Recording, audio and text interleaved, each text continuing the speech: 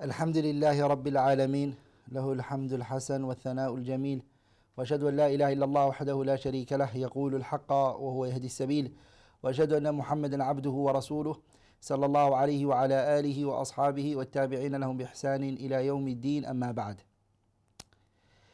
Inshallah ta'ala, today we're going to start the explanation of the kitab بلوغ المرام من أدلة الأحكام, written by حافظ ابن حجر العسقلاني رحمه الله, and we're only going to focus on the explanation of كتاب الصيام بإذن الله الكريم. نعم.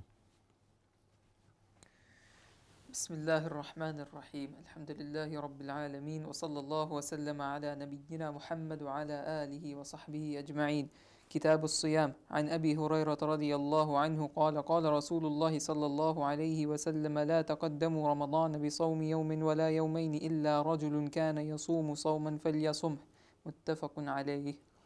In this hadith, there are four benefits that we can take from it, four rulings. The first thing is, Mas'alatul Ula, the first mas'ala, going before Ramadan, a day or two before it, fasting, it is haram and it's prohibited, because the Prophet ﷺ, he said in the hadith, لا تقدموا رمضان. لا تقدموا رمضان means don't go before Ramadan. And the prohibition here of the Prophet ﷺ, what does it show us? It shows us that it's haram, and this view is taken by Imam al-Shafi'i, and it is also famous from the Malikiyah and the Shafi'iyah, and it is also a qawl عند الحنابلة, and that it is the strongest opinion that the prohibition here يقتضي التحريم.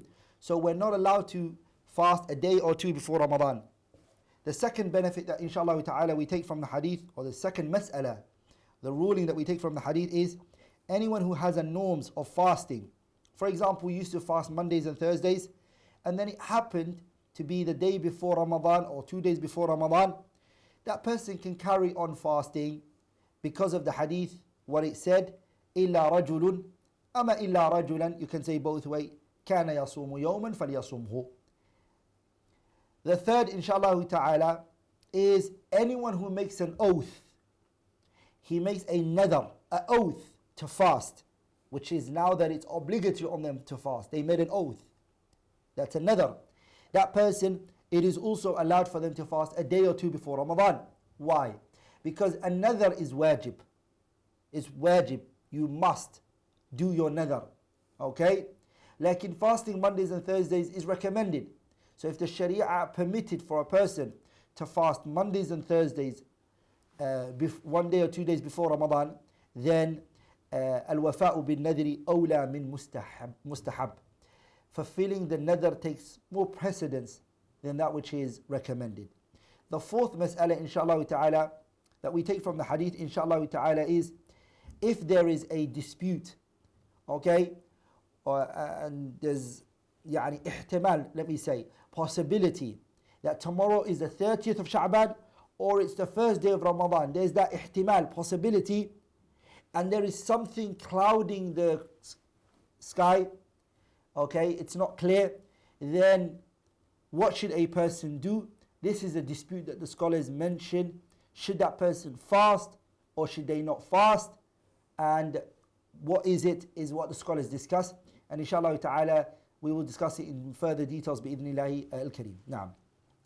وعن عمار بن ياسر رضي الله عنه قال: من صام اليوم الذي يشك فيه فقد عصى أبا القاسم صلى الله عليه وسلم. ذكره البخاري تعليقا ووصله الخمسة وصححه ابن خزيمة وابن حبان. This hadith, Imam al-Bukhari narrated it mu'allaqan, meaning Bukhari narrated it without mentioning the teacher that he took it from. So the chain is not connected from Bukhari to the Prophet ﷺ in his Sahih. And those ahadith that Bukhari does that in his Sahih are called mu'allaq. And a group of scholars authenticated this hadith.